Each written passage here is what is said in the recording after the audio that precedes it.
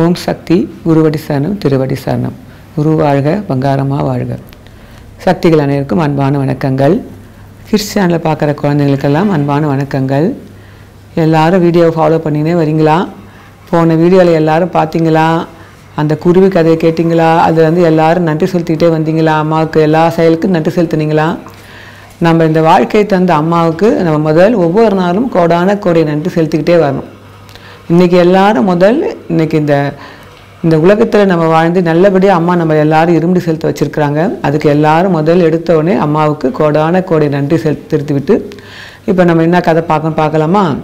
இன்றைக்கி கதையை பார்க்குறது மேலே இன்றைக்கி கருவறை அம்மாவுக்கு அபிஷேகம் செய்கிறாங்க. சாமி சிலைகளுக்கெல்லாம் கோயிலில் அபிஷேகம் பண்ணுறாங்க. எதற்காக அபிஷேகம் பண்ணுறாங்க அது முக்கியமாக நம்ம தெரிஞ்சுக்கணும். இது அம்மா ஒரு அருள்வாக்கு சொல்லியிருக்காங்க. என்ன அம்மா அருள்வாக்கு சொல்லியிருக்காங்கன்னா, மகனே, என்னுடைய அபிஷேகத்தில் கலந்துக்குவதால் பல பலன்கள் உண்டு, நிறைய பலன்கள் உண்டு. அதனால் அசத்தியாக இருக்காதே மகனே. என்ன சொல்கிறாங்கன்னா, அபிஷேகத்தினால் நிறைய பலன் உண்டு. அதனால் அபிஷேகம் பார்க்கக்குள்ள கவனக்குறைவாக இருக்கக்கூடாது. அபிஷேகத்தில் கவனமாக இருக்கணும். இன்னொன்று என்ன சொல்கிறாங்கன்னா அருள்வாக்கில், அபிஷேகத்துக்கு நீ கட்டிவிட்டால் மட்டும் போதாது மகனே, அபிஷேகத்தில் கலந்துக்கொள். நம்மளாம் என்ன பண்ணுவோம், ஒரு நேரத்தில் நம்மளால் வர முடியாது, சரி நான் அபிஷேகம் கட்டிட்டேன் போதும் எனக்கு. அதனால் நிறைய பேர் என்ன பண்ணுவாங்க, டயர்டாக இருக்குன்னு ரூம்லேயே நம்ம ரெஸ்ட் எடுத்துன்னு இருக்கிறோம். ஒரு சிலர் வர முடியாத சூழ்நிலை, அதனால் நம்ம அபிஷேகம் பார்க்க முடியாது போயிடும். ஆனால் அபிஷேகத்தில் நம்ம கண்களால் அந்த அபிஷேகத்தை காணுவதால் என்ன பயன் பார்க்கலாமா? இப்போ நிறைய பேர் என்கிட்டே கேட்டிருக்காங்க. அதாவது ஒரு சிலருக்கு இந்த மாற்று மதத்தர்கள்லாம் இருக்கிறாங்கல்ல, அவங்களுக்கெல்லாம் அபிஷேகம் பார்க்கறதுனால என்ன பலன் சொல்லிட்டு அவங்களுக்குலாம் தெரியாது. அப்போ ஒரு அம்மா என்கிட்ட கேட்டாங்க, ஏங்க சாமி சிலைகளுக்கு நீங்கள் பால், தயிர், நெய், பஞ்சாமிர்தம் நிறைய அபிஷேகம் பண்ணுறீங்களே, அந்த பால், தயிர், பழங்களுக்கு பஞ்சாமிர்தங்கள் இதெல்லாம் கொண்டு ஏழை மக்களுக்கு உதவி பண்ணலாமே, அவங்களுக்கு பசி தீருமே, ஏன் அதை விட்டுட்டு சாமி சிலைகள் தான் நீங்கள் அபிஷேகம் பண்ணுறீங்கன்னு சொல்லிட்டு ஒரு கேள்வி வருது. நமக்கு அந்த கேள்விகள் வரும். அதனால் என்ன பலன், ஏன் சாமிக்கு பால் ஊற்றுறாங்க, தயிர் ஊற்றுறாங்க, பஞ்சாமிர்தம் பண்ணுறாங்க, பல வகை பொருட்கள் அபிஷேகம் பண்ணுறாங்க, இதனால் நமக்கு என்ன பலன் பார்ப்போமா? பார்க்குறதுக்கு முன்னாடி நம்ம அம்மா என்ன சொல்கிறாங்கன்னா, கருவறை என்பது ஒரு கருவறை, கோயில் கருவறைக்கு கர்ப்பகிரகம்னு ஒரு பேர். கருவறைன்னா என்ன, அம்மா என்ன சொல்கிறாங்கன்னா, அருள்வாக்கில் ஒரு பெரிய பொறுப்பாளர் ஒருவர் அபிஷேகத்தை கட்டிட்டு அருள்வாக்கு போயிருக்காராம். அப்போ அம்மா என்ன சொன்னாங்க அவர்கிட்ட, என்னுடைய அபிஷேகத்தை நீ கட்டிவிட்டு கட்டிய பிறகு அபிஷேகத்தை முடிந்த பிறகு என் கருவறை ஒரு முறை உன்னை வலம் வரும். கருவறை வலம் வரும்போது அம்மா என்ன சொல்கிறாங்களா, என் கருவறை ஒரு முறை நீ வலம் வரும்போது உன் வாழ்நாள் முழுக்க நான் உனக்கு பாதுகாப்பு அளிக்கிறேன் மகனேன்றாங்க. வாழ்நாள் முழுக்க பாதுகாப்பு அளிக்கிறேன். எப்படி பாதுகாப்பு அளிக்கிறேன் என்றால், ஒரு தாய் ஒரு கருவை சுமக்கும் போது எவ்வளவு பாதுகாப்பாக கவனமாக இருக்கிறாங்களோ அதே கவனமாக நான் வாழ்நாள் முழுக்க உன்னை பாதுகாப்பு அளிக்கிறேன். அம்மா வாக்கு கொடுத்துட்டாங்க. எப்படி, நம்ம வாழ்நாள் முழுக்க அம்மா நம்ம பாதுகாப்பு அளிக்க வாக்கு கொடுத்துட்டாங்க. ஆனால் நம்ம எப்படி வாழணும்? ஒரு அம்மா கரு உருவாகுதுனாலே, ஒரு அம்மாவுக்கு ஒரு குழந்தை பேர் கிடைக்கிறதுனாலே சும்மா எளிதில் யாருக்குமே குழந்தை பேர் கிடைக்காது. பல ஆண்டுகள் தவம் பண்ணுறான், தவம் பண்ணி தான் ஒரு குழந்தைய ஒரு தாய் பெத்தெடுப்பாள். அப்படி பெத்தெடுக்கிற குழந்தைய அந்த தாய் என்ன பண்ணுவாங்க, நல்ல குணங்களை சொல்லி கொடுத்து நல்லபடியாக வாழ பழக்குவாங்க.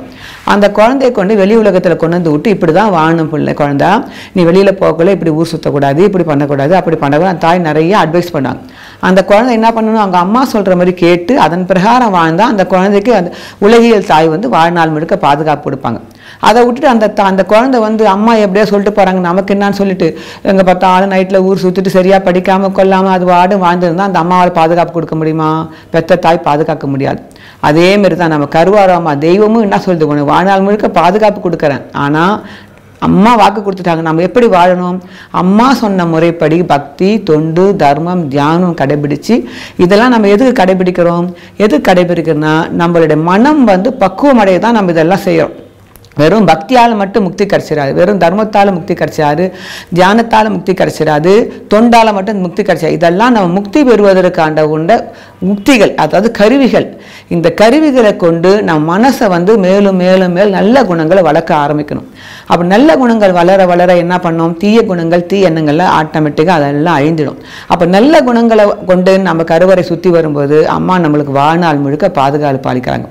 அதனால எவ்வளோ நல்ல பக்தி, தொண்டு, தர்மம், தியானம்லாம் நிறைய கடைபிடிச்சு அசுரர்கள்லாம் கூட இருக்கிறாங்க. அவங்களாம் முக்தி அடைஞ்சாங்களே, அடையலை. ஆனால் அதனால தான் அம்மா என்ன சொல்கிறாங்க, வெறும் இந்த பக்தி, தொண்டு, தர்மம், ஆன்மீக நெறி மட்டும் ஒரு மனுஷனை நெறிப்படுத்தாது. அம்மா சொல்கிற மாதிரி அன்போடும் அறநெறியோடும் தர்ம நெறியில், அதாவது நல்ல முறையில் வாழ்ந்துக்குன்னு போனால் தான் நம்மளுக்கு அம்மா பாதுகாப்பு கொடுப்பாங்க. போன கதையில் எல்லாம் கேட்டிருப்பீங்க, அறநெறியோடும் அன்போடும் தவநெறியில் வாழணும் அம்மா சொல்கிறாங்க. அப்போ அதுதான் நம்ம வாழ்க்கைக்கு எல்லாமே கொடுக்கக்கூடியது. அப்போ நம்மளால் மனிதர்கள் கண்டிப்பாக நம்மளால் ஒரு நேரத்துக்கு தப்பு செய்வோம், பொய் சொல்லுவோம், ஏமாற்றுவோம், பொறாமை எல்லாம் குணங்கள் வரதான் செய்யும், அதெல்லாம் நார்மல். ஆனால் அதை கொஞ்சம் கொஞ்சமாக நம்ம விளக்க விளக்க விளக்க நம்ம ஆத்மா பரிசுத்தமாகிட்டே நம்ம கருவறை வலம் வரும்போது அம்மா ஆயுள் முழுக்க நமக்கு பாதுகாப்பு அளிக்கிறேன்னு சொல்கிறாங்க.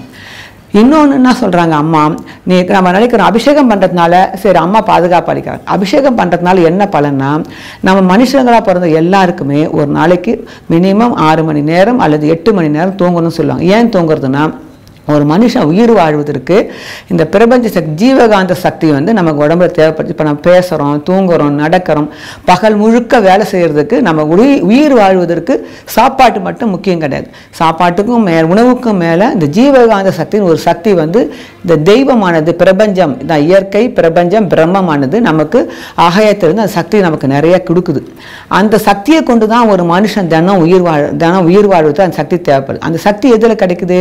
ஒன்று ஆழ்ந்த உறக்கத்தில் கிடைக்குது. எல்லா உயிர்களுக்கும் ஆழ்ந்த உறக்கத்தில் அந்த சக்தி கிடைக்குது. இரண்டாவது, நல்ல தியானம், மனம் ஒருமுகப்படுத்தி தியானம் பண்ணக்கூட அந்த சக்தி நமக்கு நிறைய கிடைக்குது. இந்த 2 வகையில் கிடைக்கிற சக்தியை கொண்டு ஒரு மனுஷன் தினம் உயிர் வாழ்ந்துன்னு இருக்கிறோம். இந்த சக்தி தினம் அந்த கிடைக்கிற சக்தி தினம் பகல் முழுக்க வேலை செய்கிறோம், பேசுகிறோம், நடக்கிறோம், எல்லா உறுப்புகள், கண், காது, மூக்கு, எல்லா உறுப்புகளும் கண்ணை திறந்து பார்த்தா கூட அந்த சக்தி வீணாகும். அப்போ எல்லா உறுப்புகளும் அந்த சக்தியை கொண்டு இயங்கிறதுனால ஒவ்வொரு நாளும் அந்த சக்தி வந்து செயலிழந்து போய்கிட்டே இருக்கும். எப்படி பேட்டரி போய்கிட்டே இருக்குது நம்ம உடம்புல அந்த சக்தி. அப்போ ஒவ்வொரு நாளும் தூங்க தூங்க அந்த சக்தி நமக்கு கிடைக்கும். ஒவ்வொரு நாளும் தியானம் பண்ண அந்த தியான சக்தி கிடைக்கும்.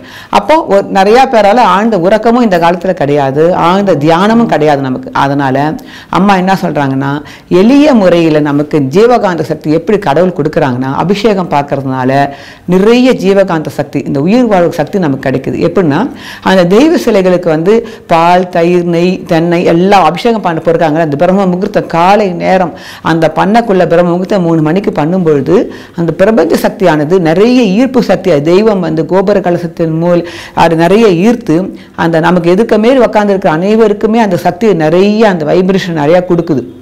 அப்போ நம்ம உயிர் வாழ்வதற்கான அந்த சக்தி ஃபுல்லும் அபிஷேகம் பார்க்கறதுனால கிடைக்குது.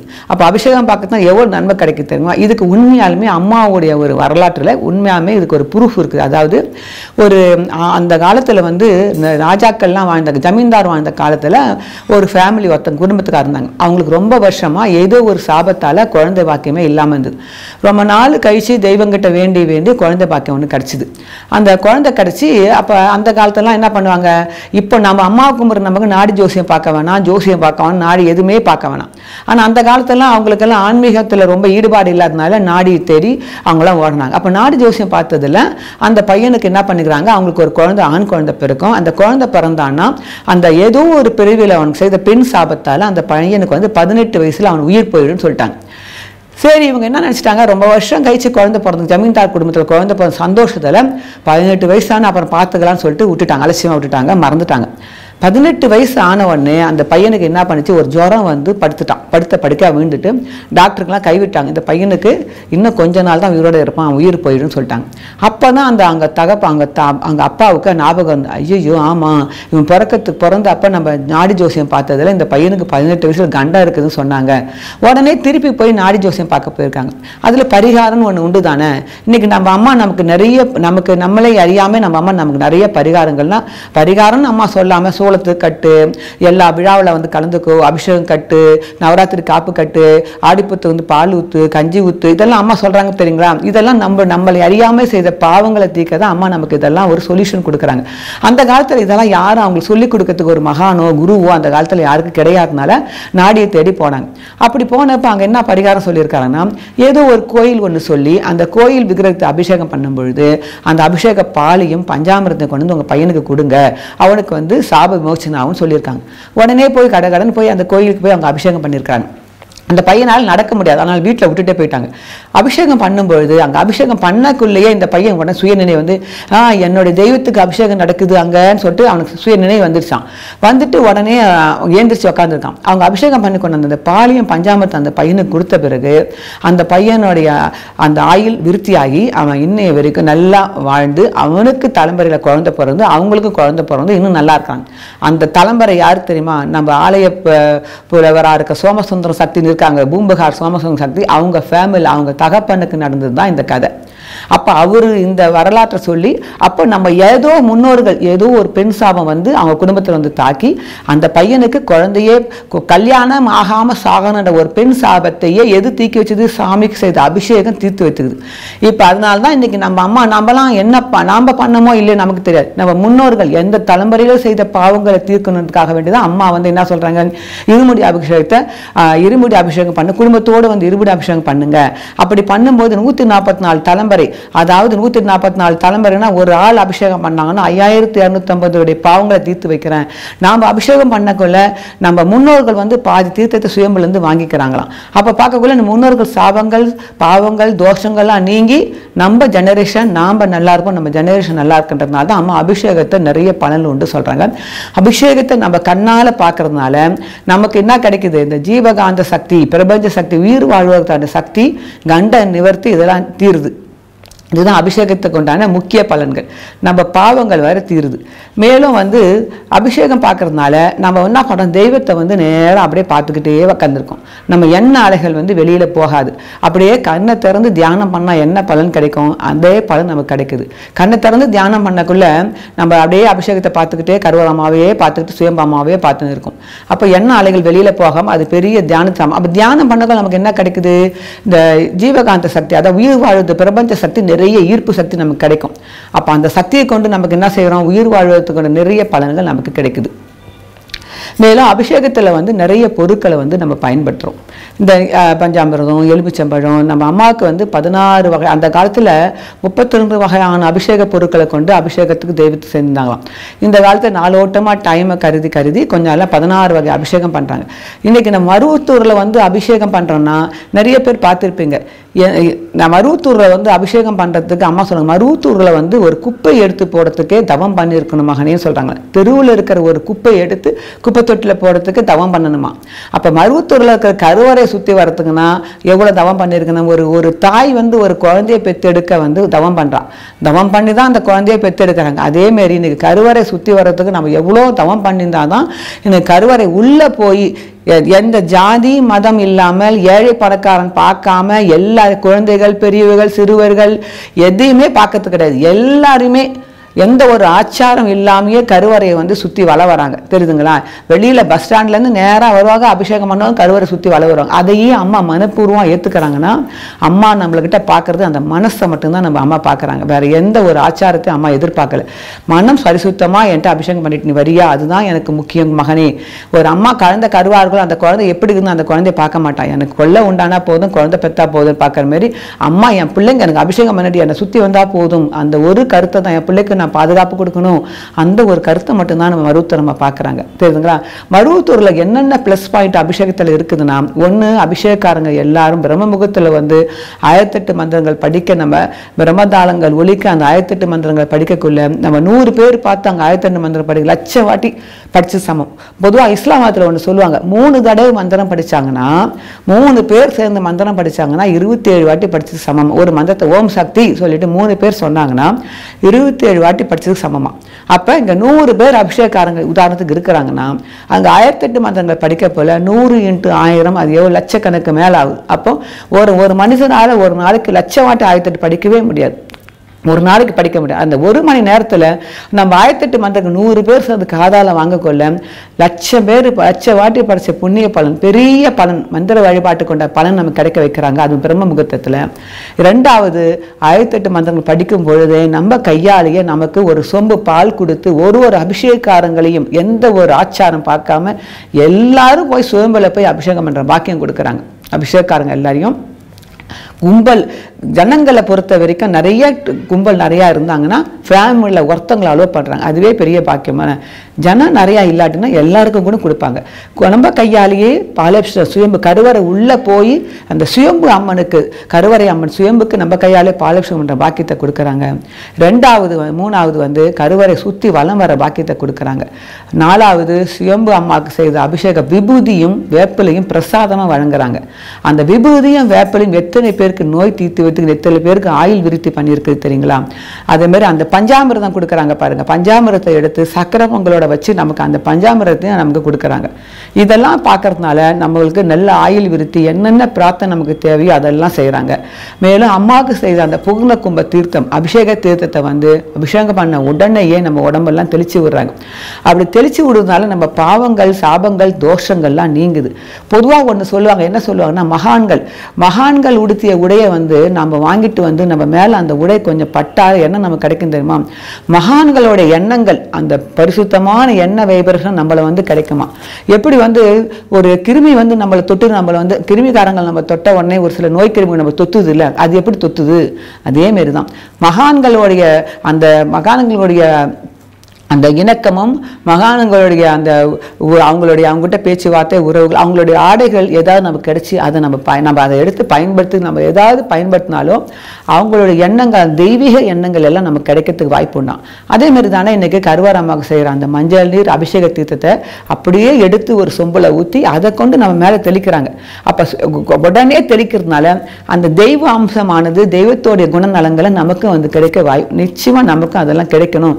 நாமளும் எல்லாரும் தெய்வ நிலையை அடைந்து முக்தி அடையணும், மோட்சம் அடைகிறதுக்காக வேண்டிதான் இப்படியெல்லாம் நமக்கு அபிஷேகத்தில் இவ்வளோ நல்ல பலன்கள் கிடைக்கிறாங்க. அதனால அபிஷேகத்தை நம்ம எவ்வளோக்கு எவ்வளோ கட்டுறோமோ அந்த அளவுக்கு நம்மளுக்கு வாழ்க்கை வளம் பெறதோடு இல்லாமல் நமக்கு முக்திக்கும் அதுதான் வழி. நம்மள நோய் விருத்தி இந்த கதையில் பார்த்தீங்கல்ல, ஏதோ ஒரு கோயில் அபிஷேக தீர்த்தத்தை அந்த பையன் சாப்பிட்டு குடித்ததுனாலையும் அந்த பஞ்சாமிரம் சாப்பிட்டதுனால அவனுக்கு செய்த ஏதோ ஒரு பிறவியில் முன்னோக்க செய்த பாவம் சாபம் தோஷமெல்லாம் நீங்கி இன்னை வரைக்கும் அவங்க சந்ததியெல்லாம் நல்லா இருக்கிறாங்க. அதை நாம் என்ன பாவம் செய்தோம், நம்ம முன்னோர்கள் என்ன சாபம் வச்சிருக்கிறாங்க, என்ன பாவம் செஞ்சோம் நமக்கே தெரியாது. அப்போ நம்மளை அறியாமல் செய்த பாவங்கள் சாபங்கள் தோஷங்கள் எல்லாமே அபிஷேகத்தாக தீர்க்கப்படுது. சரிங்களா? இப்போ நம்ம அபிஷேகத்தினால என்னென்ன பொருட்களால் என்னென்ன பலன் கிடைக்குது, ஏன் சுவாமிக்கு இவ்வளோ அபிஷேகம் பண்ணுறாங்கன்னு பார்ப்போமா? குழந்தைங்களுக்கு தான் நிறைய கேள்விகள் வரும். அதனால அவங்களுக்கும் நமக்கும் எல்லாருக்குமே அந்த டவுட் இருக்குன்னு தானே, எனக்கே தெரியாது உண்மையான இவ்வளோ பொருட்கள் இவ்வளோ பலன் தான். அதனால என்னென்ன பலன் பார்ப்போமா? இப்போ அபிஷேகத்தில் இந்த பிரம்மதாளம் அந்த மேலதாளங்கள்லாம் அடிக்கிறாங்க. நம்ம நினைக்கிறோம் ஏன் இந்த பிரம்மதாளம் வாசிக்கிறாங்க மேலதாளம் வாசிக்கிறாங்கன்னு. அந்த காலத்தெல்லாம் அவ்வளோ பெரிய தாரை தம்பட்டை அதெல்லாம் வாசிப்பாங்களாம். இந்த பிரம்ம தாளங்கள் போடக்குள்ள அந்த இசை கச்சேரிகள் இருக்கக்குள்ள எல்லாருக்குமே மனசு தீய எண்ணங்கள் இருக்கும், ஒரு சில தீய ஆவிகள் தீய சக்திகள்லாம் ஆட்கொண்டிருப்பாங்க. அப்படி அந்த பிரம்ம தாளங்கள்லையும் மேலதாளத்தாலையும் நம்ம அந்த இடத்துல நம்ம மந்திர ஒளியோடு நம்ம இருக்கக்குள்ள நம்முள்ள இருக்க தீய எண்ணங்கள் தீய சக்திகள் நம்ம விட்டு விலகி போகிறதுனால அது ரொம்ப பயனுள்ளதாக இருக்கும். மேலும் அபிஷேகம் பண்ணுறதுனால முக்கியமாக எல்லாரும் என்ன பண்ணுவாங்க, எனக்கு குழந்தை பேர் வேணும், நல்ல கல்வி செல்வம் வேணும், வாழ்க்கை வசதி வேணும், எல்லாருக்குமே உலகியல் வாழ்க்கையில் எல்லாமே வேண்டும், ஒரு சில முக்தி நாடி வருவாங்க. இது எல்லாமே அபிஷேக பொருட்கள் நிறைய கிடைக்குது. இப்போ அபிஷேக பொருட்கள் என்னென்ன கிடைக்குதுன்னா, உதாரணமாக பால் அபிஷேகம் பண்ணாங்கன்னா ஆயுள் விருத்தியாகும். ஆயுள் விருத்தியாகின்றதுனால தான் அந்த கதையில் பார்த்தீங்கல்ல, ஏதோ ஒரு கோயிலில் பாலாபிஷேகம் பண்ணனால அந்த பையனுக்கு இருந்த சாபம் நீங்கி போச்சு. அதேமாரி இந்த கடைசியாக ஒரு பொருட்கள் குழந்தை பாக்கியம் வேணும்னா என்ன சொல்கிறாங்க, தயிரில் அபிஷேகம் பண்ணுங்க. இப்போ நம்ம கோயிலில் என்னென்ன அபிஷேகம் பண்ணுறாங்க நம்ம ஆலயத்தில் பார்ப்போமா? முதல் எடுத்த உடனே மஞ்சள் நீர் ஊற்றுவாங்க, அப்புறம் எண்ணெய் ஊற்றுவாங்க. அந்த நல்லெண்ணெய் ஊற்றக்கூட நல்லெண்ணெய் ஊற்று செய்யக்குள்ள பக்தி கிடைக்குமா? அப்போது சீயக்காய் தூள் ஊற்றுவாங்க, பால் ஊற்றுவாங்க, தயிர் ஊற்றுவாங்க. பால் தயிர் நெய் தேன் எலுமிச்சம்பழம், எலுமிச்சம்பழத்துக்கு அடுத்தது இந்த கலச பவுடர், அதான் தீர்த்தப்பொடி செய்வாங்க. தீர்த்தம் ஊற்றிட்ட பிறகு அப்புறம் பன்னீர் விபூதி சந்தனம் பஞ்சாமிர்தம் மஞ்சள் நீரில் கற்பூரம் ஏற்றி அதை உருவேற்றி அந்த மஞ்சள் நீர் அபிஷேகம், அந்த மஞ்சள் நீரை கொண்டு தான் பக்தர்கள் மேலே தெளிக்கிறாங்க. அப்புறம் மந்திரங்கள் கலச தீர்த்தத்தை ஊற்றுறாங்க. இந்த கலச தீர்த்தம் கடைசியாக பூர்ணகுமார் தீர்த்தம் ஊற்றுறாங்க தெரியுமா? அது என்னத்தை கொடுக்கும் தெரியுமா? மோட்சத்தை கொடுக்கும், முக்தியை தரும். இன்னும் ஒரு பொருட்களுக்கும் அவ்வளோ பலன் உண்டு. எலுமிச்சம்பழத்தை வந்து எலுமிச்சம்பழ சாரால் செய்யக்கூட யம பயம் நீக்கும். எல்லாருக்குமே மரண பயம் நீக்கும். ரோட்டில் போக்கில் மரண பயம் நீக்கும். அதேமாரி வாழைப்பழம், மாதுளம்பழம், மாம்பழம், பலாப்பழம், நிறைய பழங்கள் கொண்டு பஞ்சாமிர்தம் செய்கிறாங்க. ஒவ்வொரு பழங்களுக்கும் ஒரு தன்மை உண்டு. வாழைப்பழத்துக்கு வந்து வசியம் பண்ணுற தன்மை உண்டு, நல்ல வசியத்தன்மை. பலாப்பழத்துக்கு வந்து உலகத்தையே வசியம் பண்ணுற தன்மை உண்டுங்களாம். அப்போ மாதுளம்பழங்களுக்கு வந்து கோபத்தை நீக்க, நம்ம எல்லாருமே ஒரு கோபப்படுறோம், டென்ஷன் பண்ணுறோம், அதெல்லாம் நீக்கிற தன்மை நமக்கு தானாக கொடுக்குமா. இவ்வளோ பெரிய பழங்களை கொண்டு கொடுக்கக்குள்ள நமக்கு நிறைய பலன்கள் கிடைக்குது. உதாரணத்துக்கு நான் உங்களுக்கு எந்த பிள்ளைங்களுக்கோசம் நான் அந்த என்னென்ன பலன்கள் சொல்லிட்டு உண்மையாலுமே அழகாக உங்களுக்கு நான் படிச்சே காட்டுறேன், தெளிவாக புரிஞ்சுக்குங்க. அதாவது மஞ்சள் நீர் அபிஷேகம் பண்ணும் பொழுது, தண்ணீரால் கடவுளுக்கு அபிஷேகம் பண்ணும்போது மனசாந்தி கிடைக்கும். நெல்லெண்ணெய் வந்து பக்தியை கொடுக்கும். பால் வந்து ஆயுள் விருத்தி ஏற்படுத்தி கொடுக்கும். தயிர் வந்து மகப்பேறு குழந்தை பாக்கியம் உண்டாக்கும். நெய் மோட்சத்தை அளிக்க வல்லது. தேன் சங்கீத வன்மை தரவல்லது. எலுமிச்சம்பழம் யம பயத்தை நீர்க்கும். இளநீர் அபிஷேகம் நல்ல புத்திர பேரு கிடைக்கும். இளநீர் அபிஷேகம் பண்ணால் குழந்தை பாக்கியம் புத்திர பேரு கிடைக்கும். திருமஞ்சன பொடி ஆயுள் விருத்தி ஏற்படும். பன்னீர் சரும நோயை நீக்கும். விபூதி ஞானத்தை தரவல்லது.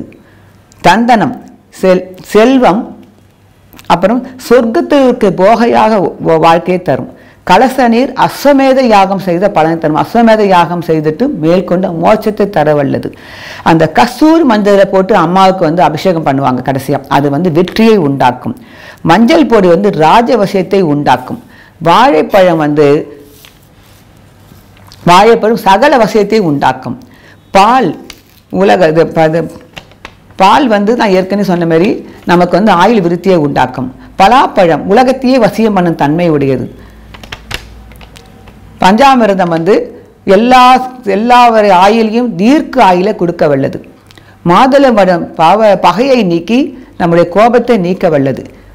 பச்சைக்கருப்பு நல்ல வாழ்க்கையை தரும். இதே மாதிரி ஒவ்வொரு பொருட்களையும் கொண்டு நம்ம அபிஷேகம் பண்ண கொள்ள, மாம்பழம் வந்து அவ்வளோ வெற்றியை, ஒவ்வொரு பொருட்களை கொண்டு நம்ம அபிஷேகம் பண்ண போல நமக்கு பல வகையான நன்மையை தருவதனால தான் அந்த பஞ்சாமிர்தத்தில் எல்லா வகையான பழங்களை கொண்டு பஞ்சாமிர்தம் அபிஷேகம் பண்ணுறாங்க. கடவுளுக்கு வந்து நம்ம பூ வாங்கி கொடுங்க, சாமிக்கு பூ வாங்கி கொடுக்கறதுனால என்ன பலன், நமக்கு நல்ல மகிழ்ச்சியை கொடுக்கும். அதேமாதிரி ஒவ்வொரு பொருட்களையும் ஒரு பொருட்கள் கொண்டு நம்ம செய்யக்குள்ள நம்ம வாழ்க்கை வளம் பெற வேண்டிதான். கடவுள் வந்து இவ்வளோ அபிஷேக பொருட்களை கொண்டு அபிஷேகம் நம்ம வாழ்க்கைக்காக நம்ம நினைக்கலாம் அபிஷேகத்துக்கு வந்து பார்க்கறதுனால தான் இந்த பலன் பொருட்களை வாங்கி நம்ம கொடுத்தாலும் இதே பலன்கள் தான் கிடைக்கும். அதனால அபிஷேகத்துக்கு நம்ம வரும்பொழுது நம்மளால முடிஞ்ச அபிஷேக பொருட்கள் கொண்டு நம்ம கடவுளுக்கு செய்யுங்கொள்ள இவ்வளோ பலனையும் தர வல்லது. அதனால எவ்வளோ பேர் அபிஷேகத்தை நீங்கள் கலந்துக்கிறீங்களோ அபிஷேகத்தை வந்து நேராக வந்து பார்த்து கலந்துக்குங்க. அம்மா சொல்கிறது அதுதான். நம்ம எங்கள் வீட்டில் இருந்து நம்ம இங்கே அபிஷேகத்தை கட்டிட்டு அங்கேருந்து நம்ம பார்க்கறதுனால நேராக வந்து அபிஷேகத்தில் வரும்பொழுது தூரமாக இருக்கிறாங்க எங்களால் கலந்துக்க முடியாதுன்றதுனால தான் இப்போ என்ன போடுறாங்க தெரியுங்களா, அது கூட அம்மா யூடியூப் சேனலில் வந்து யூடியூப் சேனலில் ஒரு ப்ரோக்ராம் ஒன்று வச்சுருக்கிறாங்க.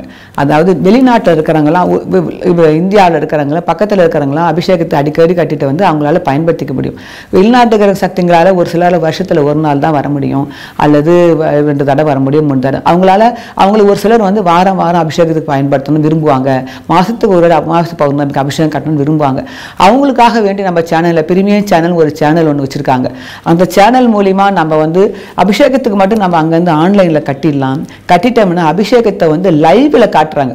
எப்படி அபிஷேகம் அந்த 1 மணி நேரம் எப்படி அபிஷேகம் போகுமோ அந்த 1 மணி நேரத்தையும் நம்ம வீட்டில் இருந்து எந்த நேரமாகும் அதே டைம்னு கூட பார்க்கணும்னு அவசியம் இல்லை. அது கூட நமக்கு அம்மா கருணையா ஏற்பாடு, அதுக்கே நம்ம கோடான கோடி நன்றி செலுத்தணும். நமக்கு வந்து அந்த மறுவூர் தரிசனத்தை அந்த அபிஷேகக்காரங்க என்ன பலன் கொடுக்குறாங்கன்னா, நீங்க நேரா வந்து அபிஷேகம் பார்க்கறத மாரியே அதே 1 மணி நேரம் ஃபுல் லைவ் அப்படியே அபிஷேகத்தை ஒன்று கூட கட் பண்ணாமல் அப்படியே ஃபுல்லாக காட்டுறாங்க. நம்ம அபிஷேகம் பார்த்த புண்ணிய பலன் அப்படியே நிறைய கிடைக்கிறதுக்கு ஒரு வாய்ப்பு. 2வது வந்து அபிஷேகக்காரங்கன்ற முறையில் நம்மளாம் சங்கல்பம் பண்ணுவோம் தெரியுங்களா. அந்த அபிஷேகக்காரங்களுக்கு எப்போ அபிஷேகம் ஒரு நாள் கட்டினா அந்த ஒரு நாள் மட்டும்தான் சங்கல்பம் பண்ணுவாங்க. ஆனால் இங்கே நம்ம வந்து அந்த மறு தர்ஷனம் என்ன பண்ணுறாங்கன்னா, மாதத்தில் ஒரு நாள் ஒரு வேலைக்கிழமையில் நம்ம குடும்பத்துக்காரங்க எல்லாருக்குமே சங்கல்பம் பண்ணுறாங்க. எப்படி நீங்கள் வருஷத்தில் ஒரு நாள் கட்டினாலும் அங்கே வருஷத்தில் 12 முறை சங்கல்பம் பண்ணுறாங்க. அப்போ நம்ம 12 அபிஷேகம் பண்ணத்துக்கு உண்டானது அங்கே ஒரே அபிஷேகத்தில் நம்ம ஒரே முறை அந்த மருவு தர்ஷனம் கட்டிட்டிங்கன்னா 12 முறை நமக்கு மாதம் மாதம் மாதம் ஒரே நம்ம குடும்பத்துக்கார எல்லாருக்குமே வச்சு சங்கல்பம் பண்ணுறாங்க. அதையும் நம்மளால் லைவில் பார்க்க முடியும். அதனால இந்த கருவறை அபிஷேகத்துக்கு இவ்வளோ பலன்கள் நம்ம ஆலயத்தில் செஞ்சு கொடுக்கறது கொடான கொண்டு நன்றி செலுத்தணும். அதனால எல்லாருமே இந்த ப்ரோக்ராம் பார்க்குற எல்லாருமே நம்மளால எல்லா நேரமும் அபிஷேகத்தை பங்கு பெற முடியாது. உடல் சூழ்நிலை, குடும்ப சூழ்நிலை, வேலை சூழ்நிலை இருக்கும்.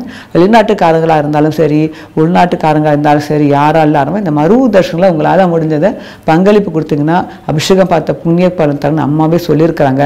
நம்ம கண்ணால் இப்படி கோவிட் டைமில் நம்மளாம் இங்கே ஊரை விட்டு ஊர் வர முடியாமல் சூழ்நிலை நம்ம இதை தானே கண்டு பயன்படுத்தணும். அப்போ அந்த பலன் கிடச்சிது தானே. எவ்வளோ சக்திகளுக்கு அந்த டிவியில் அபிஷேகம் பார்த்து எவ்வளோ பலன் கிடச்சிக்குது. அதனால் ஆலயத்துக்கு வரக்கூடாதுன்னு இல்லை, ஆலயத்துக்கு வரக்கூடிய சூழ்நிலையில் ஆலயத்துக்கு நேராக வந்து அபிஷேகத்தை இந்த கண்ணால் பார்க்கணும். வர முடியாத சூழ்நிலை வெளிநாட்டு பக்தர்கள் இல்லை வெளியூர்களில் ரொம்ப தூரமாக இருக்கிறவங்கெல்லாம் டெய்லி அபிஷேகம் பண்ணணும். திடீர்னு பிறந்த நாளுக்கு அபிஷேகம் பண்ணால் நம்மளால் வர முடியாது. அந்தமாரி சூழ்நிலையில் மருவு தர்ஷனம் மூலிமா நம்மளால் அபிஷேகத்தை பயன்படுத்தினா நிறைய புண்ணிய பலன் கிடைக்குது.